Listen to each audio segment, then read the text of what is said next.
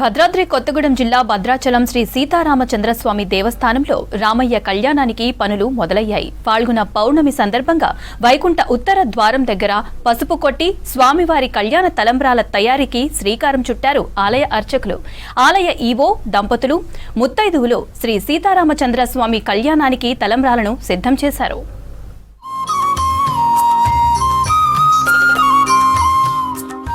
శ్రీరామనవమి తిరుకల్యాణ బ్రహ్మోత్సవాలకు ఏర్పాట్లు చేస్తున్నారు ఆలయ అధికారులు. సీతారాముల కళ్యాణం, పట్టాభిషేకం ఉత్సవాలు మార్చి 26, 27న ఘనంగా జరగనున్నాయి. అయితే సీతారాముల కళ్యాణంలో ఎంతో ప్రత్యేకతను సంతరించుకున్న తలంబ్రాలు కలిపే ఘట్టం ముగిసింది. సీతారాముల ఉత్సవ మూర్తులకు ప్రత్యేక పూజలు చేశారు. తర్వాత పసుపు కొమ్ములు దంచే కార్యక్రమం అర్చక స్వాములు, మహిళలు కలిసి శాస్త్రోక్తంగా నిర్వహించారు.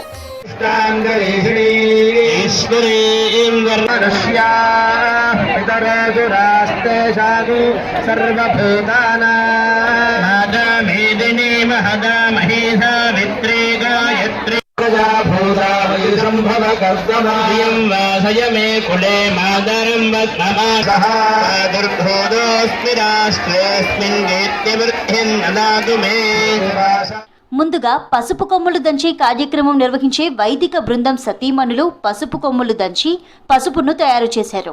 తర్వాత అత్తర్, గులాల్, బుక్క, పసుపు, కుంకుమ, పన్నీర్ వంటి సుగంధ ద్రవ్యాలతో తలంబ్రాలను సిద్ధం చేశారు మహిళలు. స్వామివారి కళ్యాణానికి వాడే తలంబ్రాలు పసుపు రంగులో ఉండటం సహజం.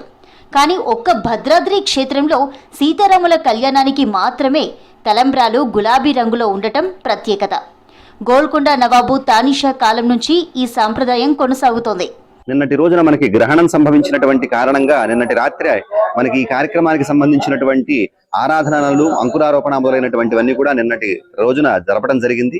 ఈనాడు మనకి స్వామివారి యొక్క పసుపు కొట్టేటువంటి కార్యక్రమాన్ని, అలాగే ఈ కొట్టినటువంటి దంచినటువంటి పసుపుని మనకి స్వామివారి యొక్క తలంబరాలు కలపడంలో వినియోగించడం జరుగుతుంది.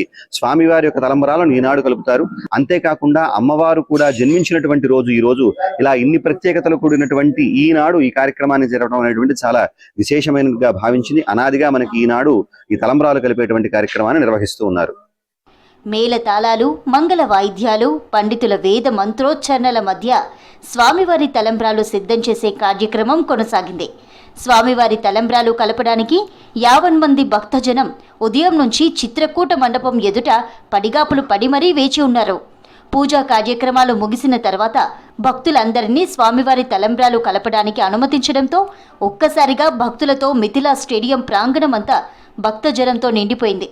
డోలోత్సవం, వసంతోత్సవాలతో రామయ్యను పెళ్లి కొడుకును చేసినట్లుగా ఇక్కడి భక్తులు భావిస్తారు.